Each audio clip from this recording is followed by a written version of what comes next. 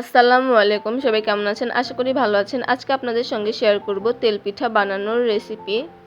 সেজন্য একটা মিক্সিং বোলে নিয়ে নিয়েছি চালের গুঁড়া। এখানে 1 কেজি পরিমাণ চালের গুঁড়া আছে। এরপরে এর মধ্যে দিয়ে দিয়েছি পরিমাণ মতো লবণ, এরপরে দিয়েছি পরিমাণ মতো চিনি। এখানে মিষ্টিটা আপনারা আপনাদের পছন্দ অনুসারে কম বা বেশি দিতে পারেন। এরপরে আটার সঙ্গে ভালোভাবে মিশিয়ে নিতে হবে। এরপরে কুসুম গরম পানি দিয়ে একটা ব্যাটার তৈরি করে নিতে হবে। পানিটা একেবারে দেওয়া যাবে না, ধাপে ধাপে দিয়ে একটা ব্যাটার তৈরি করে নিতে হবে। এখানে চামচ বা হ্যান্ড উইক্সের থেকে হাত দিয়ে করলে ব্যাটারটা ভালো হয়, পিঠা ফুলে।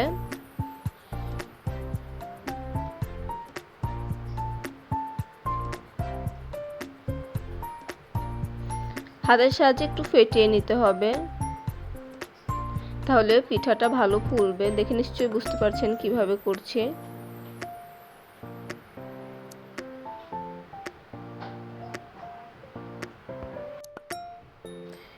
কাজটা একটু সময় নিয়েই করতে হবে। ব্যাটার ডান।